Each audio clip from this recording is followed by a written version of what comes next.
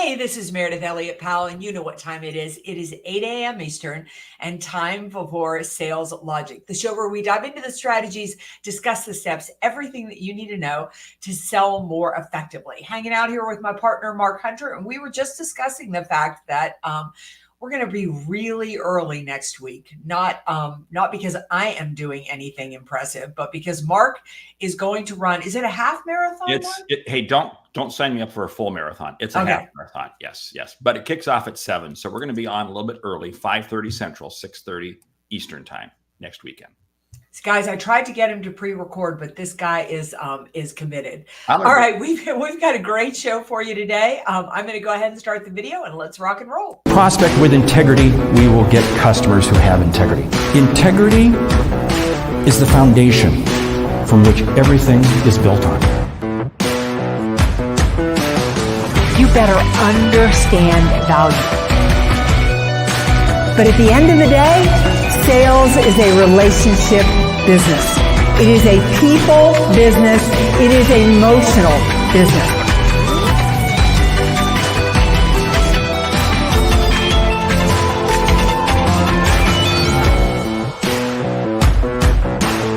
This is Sales Logic. I agree, Natalie. Way to go, Mark Hunter. Impressive. Anyway, before Mark dives in and tells you what we've got planned for today, let me give you an overview of the show. We start every week with a question from you, the audience, because we really love to feature you here on the show. So if you have a question, put it in the chat, reach out to Mark, reach out to me, go to saleslogicpodcast.com. Also, think about joining the Sales Logic Mastermind. We have so much time to dive deeper into the topics that we discuss here. We cover a hot topic, recommend a book, and because we want you to leave with return on investment, we have a lightning round. So Mark, what's up for today? Hey, the topic today we're talking about is keeping your team, and this includes you mentally, individually, keeping your team mentally fit. The question comes from Eric in Los Angeles. He says, I'm worried about my team. We're under tremendous pressure. Last week, corporate sent out an email, unknown to me, that told everyone to be on call 24 hours and that they were going to cut stuff by 50%. Most of the team survived. Ooh, you like that? Most of the team survived. And some people got, but the whole event has killed morale, productivity, and their overall desire to sell. At the same time, our sales goals have increased. How do I keep my team? How do I lead and still support corporate? In other words, Eric, how does Eric keep his own job? Yeah, really. So in essence, Mark, if I'm understanding this correctly, Eric is a sales leader whose team, unbeknownst to him, was asked to get on a call where corporate was going to lay people off. Yep. And so now he's got a team that is pretty demotivated because even if they survived, they've lost half their teammates and they're feeling really uncertain and really unsteady. And Eric is in the tough situation that he's got to be a corporate supporter because he's leadership, he's management, but at the same time, his team needs to follow him. Is that right? That is correct. You know what? I remember about 30 years ago working in Knoxville, Tennessee, and I had almost this exact same thing happen. Creepy, scary. Ugh. How'd you handle it? Well, I lost half my team. I mean, seriously, I lost half my team and we survived. The only reason is because I then got moved to a different territory. I actually got promoted. But yeah, it was, some of the people never, ever, it's funny. I remained in contact with them for years and you know what? They never really overcame that. It's emotionally a very difficult situation. So I can relate, Eric, to what your team is going through. Yeah. So Eric, I have been in this situation too many times. Having spent years in the banking industry, we would staff up when times were good. We would lay people off when times were bad. And I never got any say in that, no matter, they never even gave us a heads up they were going to do it. We were in leadership. So here's how I handled it. And here's how I think that you need to handle it. Number one, go to your team and be transparent, be empathetic and let them know you get it. You understand it's difficult. The second piece is you need to be supportive of corporate. You don't have to say that you agree with what corporate is doing or how they did it, but you have to say something like, Corporate's got to make tough decisions, and their job is to keep the boat afloat. And at times they're going to do things that we don't understand, but we've got to keep moving through. The reason you need to do that is because if you side with the team over corporate, it's like dividing parents. Kids may like it in the moment, but they feel very uncertain in a house that is divided. So you've got to do it in a way that is authentic to you. Don't do anything that isn't authentic to you. The last piece I'm going to say, and this is the most critical, and that's exactly the order that I would do it in. I would go to my team and say, I get it. I understand. That was brutal, right? The second is I would support corporate in a way that is authentic to me. And then I would say, this is our reality. I can't tell you this isn't going to happen again. I can't tell you that we're out of the woods. I don't know. I don't have any idea because I didn't have any idea what was just about to happen. But let's divide what we can control from what we can't control. And the best way for you to be successful, whether it's inside the walls of this organization or outside the walls of this organization, is to focus on what you can control. And if you do that, you're going to be successful. You know what's amazing with what you just shared? I ran this question through the Sales Logic brain about 10 minutes ago. And what it came out is exactly what you just said. It validates Sales Logic brain. Now, Sales Logic brain went in and shared 10 things that you can be doing. And I'll just recap a couple of others. It said, share some success stories. Take the time to share success stories about positive feedback that the teams receive from customers, because again, they need to be feeling good. You've also got to lead by example. Mary began talking about that, and Sales Logic brain says that. Lead by example, because your team is going to be watching what you say and how you say it. And Sales Logic brain very much said, focus on the corporate. You've got to take corporate side. You can empathize with where your people are coming from, but they have to understand corporately where the ship is going. It's very interesting, but this is a very real situation. And if it doesn't occur on this magnitude for some people, it will occur on at least smaller. And a couple of other things. You've got to make sure that you understand your people's goals. One of the things that I think leader makes a big mistake is when we focus just on their professional goals. You got to focus on their personal goals. You got to understand what is it that they're trying to achieve personally. Because when you do that, it's amazing at how much better you understand them as a person. And you know what? They in turn will really open up and share with you. And what does that allow you to do? It allows both sides to be transparent. Because I'll tell you what, in difficult times, if there's not transparency, it's amazing at how things break down. And then, Eric, you're going to wonder why somebody just quit on you. Well, because guess what? You didn't see what was happening. Because again, you weren't taking the time to be involved with them. Yeah, I think it's really, I used to do this thing with my team, and I think this is really effective when change occurs. Now, Eric, what you're going through is really drastic, but even a smaller change. We used to call a meeting, and we would give everybody in the room 15 minutes to complain. We'd put it on a timer. Tell me everything that you hate about this, everything that's unfair, everything that isn't right, everything that is brutal about it. And we would literally put it on a timer. And then at 15 minutes, we would call time and we would say, this is our reality. We've got to embrace it. What are the solutions and what could we do? And the reason to go through that exercise is because if you really want to help people, you have to let them get their pain out. You can't move past it by burying it. And giving people a time frame to complain. I'll never forget when I first did it, my boss was in the room. He was so angry at me because he couldn't believe I was allowing people to whine about what was going on. But as soon as we shifted the time, moved people to solution oriented, he came up and he apologized to me at the end. He said it was one of the most effective leadership things he'd ever seen. So you can't put your head in the sand, and you can't, when the people around you are suffering, you cannot be optimistic like this is all going to turn out great, because they need a little bit of time to grieve through it. One of the ways that I did that, because I did that exact same thing, is that we all happen to be together in the same building. I said, we're going to go outside. We're going to take like 30 minutes to vent and just complain. And then when we go in and sit down in the conference room, we're focused. We're spot on. And it is amazing how you allow people to vent. And people thought it was a little weird. Why are we going to go outside? It's cold. It's cold. It's cold. But, they were able to vent. And then we came in and we just left those complaints, left those issues outside. And now we got focused on what we could control. And again, if you're an individual performer, it's the exact same thing. There is no difference. There are times you wake up in the morning, there are times that things aren't going right. And you say, okay, I got to take 10 minutes to vent to myself. But then you put it aside and you move on. This is what's so key. If you allow it to fester in you, it is amazing at how it becomes a cancer and it just begins to take control. And it's going to impact how you interact with customers. This is why I say, hey, if you're having problems, if you're dealing with this, how do I stay mentally fit?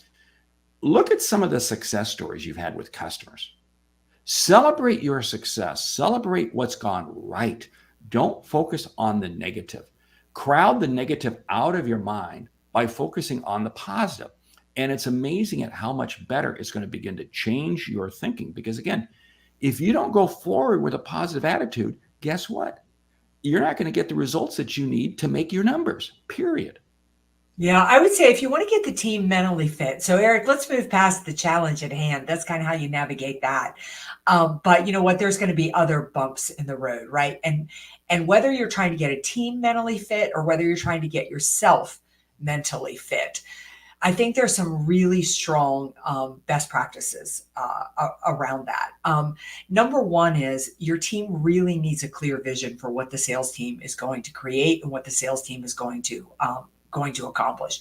Goals are not enough. Goals are just kind of, they're just a milestone along the way. What do you want? Do you want to dominate your market? Do you want to change how customers feel and engage with people who, the types of products and services that you sell? What's the impact you as a team are going to make? And if you want people to be mentally fit and you want them to push through challenging times, they have got to have a vision. I think sometimes we confuse, people become mentally exhausted because they can't see how they're going to get there. And one of the most amazing things to me in life is you don't need to know how you're going to get there. In fact, you don't have to have a clue at all because the path will change a million times. But you do have to have a clear vision of where you're going. And I think you have to have a belief in yourself that you can accomplish this. Because again, when you have that belief in yourself, it is amazing what you can do. And you as a leader, Eric, you have to have a belief in your team. If your team believes that you believe in them, in other words, if they feel positive about how you believe in them, it is amazing at mentally what they can accomplish. As soon as the team, because the team's going through difficult times, as soon as the team feels that their manager has checked out, guess what? There is no chance that they will check in. They will check out completely. Now think about this yourself. If you're a solo performer, it's the exact same thing. This is why both Meridith and I, we start off every morning. We're looking at our goals. But more importantly, bigger than our goals, what's our plan? What's our plan to achieve them? We always lay out. I was talking to a gentleman yesterday. He says he takes his sales team and every Sunday night he sits down as he's planning for the week. What is he going to be doing with his sales team for the week? And lays out his plan objectives individually for each individual, what he's going to be accomplishing, helping them accomplish come Monday morning. And again, it's having that plan and believing in the plan. If you don't have a plan, how are you going to know where you're going to get to when you get there? You won't. It's just that simple. So again, these are real issues. These are issues that every individual, every team is going through. But if you don't have your head screwed on straight, it goes sideways pretty quickly.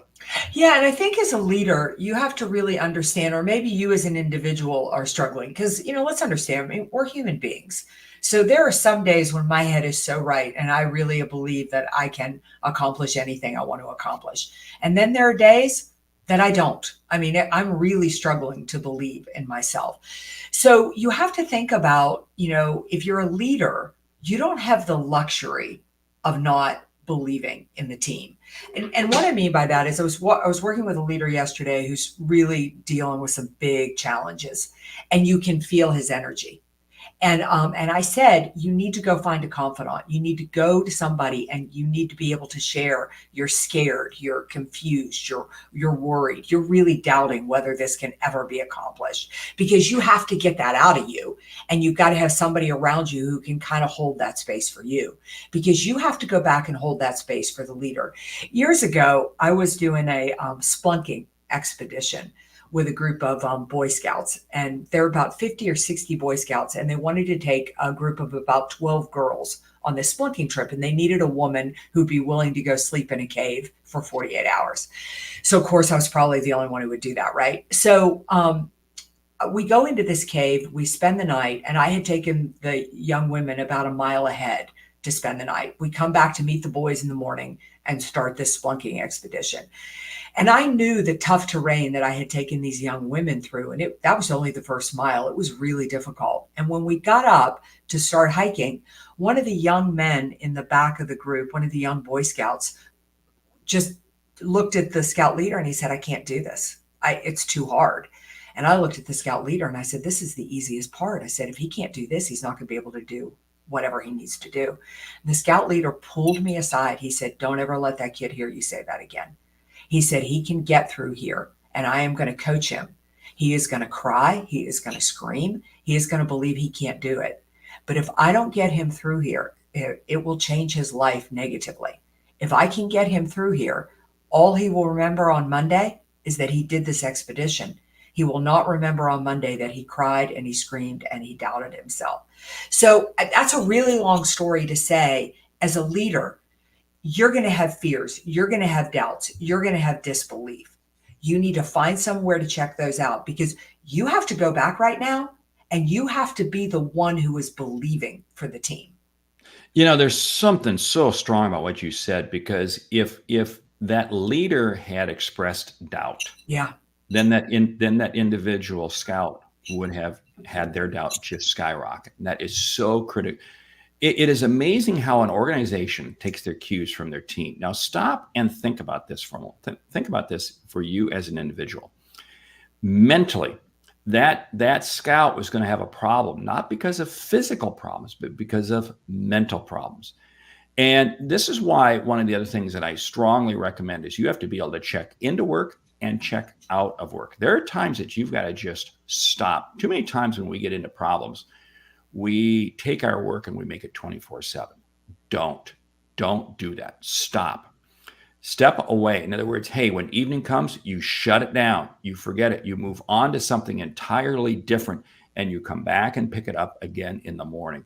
But you've got to be able to have those breaks that you go on and off. I love what Thomas is saying. It's a mental battle. And one of the best ways to overcome it is to go back and look at everything you've accomplished. Right on.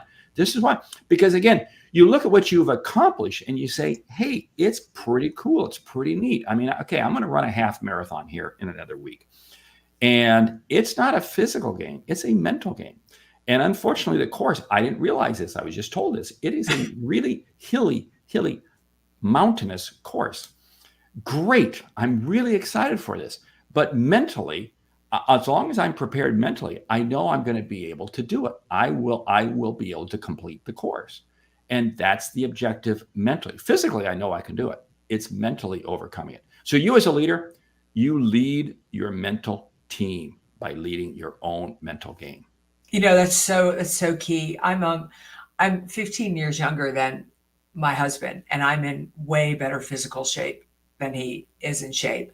But when we go out, if we do a cycling event or we do something like that, he always beats me.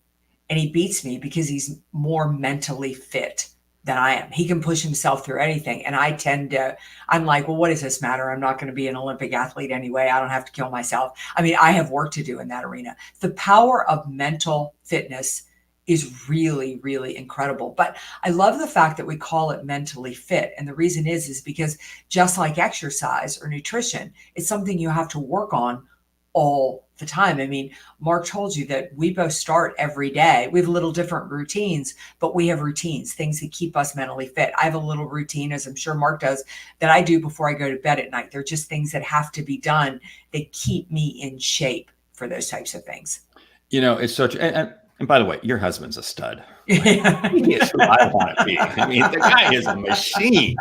But it's such a classic example. Yeah. Because mentally, he says, I can do this. I can achieve this. And this is so key that when we look, think about the number of sales calls you might have to make in a given day, or the difficult nature of some calls that you got to make. You can do this. You very easily, and it's amazing when you mentally achieve that, when you do that, it's amazing how much better you feel. And you know what? Then mentally, you're that much stronger for the next one. Your husband did not get that way just overnight. That's right. But with each time he cleans your clock, okay, That's right. he mentally gets stronger. And I know he plays tennis against some really incredible tennis players, and he beats them. And it's amazing, but it's totally a mental game. And this is what we have to realize, because again, you can have all the skill set to do what you're supposed to do. You can have all the product knowledge you want, but if mentally you're not in the game, it's not going to happen. I'll take somebody who's mentally in the game long before I take somebody who has all the product knowledge. So true. So true. Well, Mark, what is the book this week? Yes, the book is The New Psychology of Success by Carol S. Dweck. Now, I'm not familiar with this book. I haven't had a chance to take a look at it. So tell the audience. Yeah, if you're not familiar with Carol Dweck, you need to become familiar with Carol Dweck, because I don't know a more powerful mindset person other than Carol. I mean, really, what does it take to really understand the fundamentals of what it takes to be successful? And Mark, you said it really well. I mean, I would take somebody all day long who believes they can over people who are incredibly well skilled. It's funny. It's we think so much in life it's about education, or it's about resources, or and all of those things are wonderful, and they're icing on the cake, and certainly they're an advantage to you. But if you are not mentally strong, I think perseverance, resilience, those skills, all of which can be learned, and Carol really dives into that in this book. I got a great example. I was talking to a gentleman yesterday, an incredible sales leader, leads a regional sales team for a major company. Never went to college, but the guy is absolutely knocking it out. He was in their president's club for a number of years. He's now a sales leader. He leads 10 other salespeople. Very high performing, very critical product that they sell into the healthcare space. So he's going up against people with multiple degrees. He doesn't even have a college education. Yeah. But mentally he's tough. So, hey, I'm going to grab the book, The New Psychology of Success.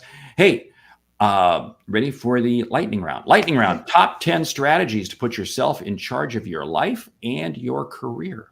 Number one, set a vision. Get a really clear vision of where you see I put it into 5 buckets: where you see your business, where you see your health, where you see your spirituality, where you see your relationships, where you see your finances 1 year from now.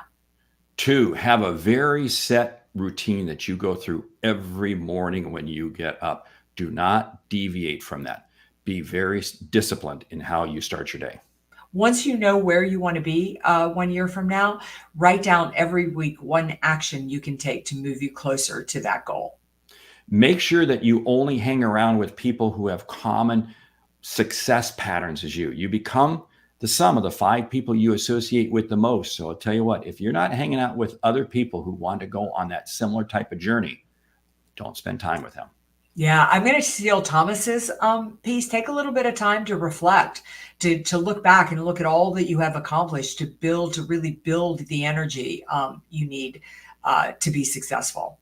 I'm going to build on that even further by making sure you have by your desk, by your computer, whatever, your celebrate success, all the successes that you've had with customers over the years. So keep that handy, reflect back on that, because that gives you the juice to go forward and make it happen when times are tough. Now I'm going to steal a Jim Rohn line, and that is stand guard at the door of your mind. Really be careful as to what you watch, what you read, what you listen to, and develop and invest in yourself on a daily basis. But things that suck your energy, really try to block them out. Pick up our friend's book, Mary Kelly, on how to stop procrastination, because I'll tell you what, You have got to overcome procrastination. That's why I have the 10 a.m. rule. That means you get something significant done before 10 a.m. each day. It's amazing how it changes your outlook. Yeah, I'll do one more, you do one more. Understand that the physical is tied to the mental. If your body isn't in good shape, if you're not working, if you're not giving yourself good nutrition, if you're not drinking a lot of water, it is hard to stay mentally fit. It begins with the physical. It is amazing how physical and mental line up. And I'm going to add physical, mental, and spiritual in there. Hey, you got to join Sales Logic Mastermind, please, people. If you like what, jump out to saleslogicpodcast.com, check out the mastermind, join us. We'd love to have you. With that, we want to say thank you for listening to Sales Logic this week. If you like what you hear, subscribe, rate, and review the show on your favorite podcast app. If something we've said has earned you a single dollar, consider telling a friend about our show, because it's how we grow when we help you grow. I'm Mark Hunter. And I'm Meridith Elliott Powell. Remember, when you sell with confidence and integrity, all of this uncertainty suddenly becomes your competitive advantage. And the sale becomes logical. Right. We will see you right back here next week, ridiculously early, because we are going to support our friend and sales guru, Mark Hunter, as he sends out on this hilly half marathon. Talk about mental fitness. All right. Check out the Sales Logic Mastermind. Send us a question so we can feature you right here on Sales Logic. Have a great week, everybody. See you next time.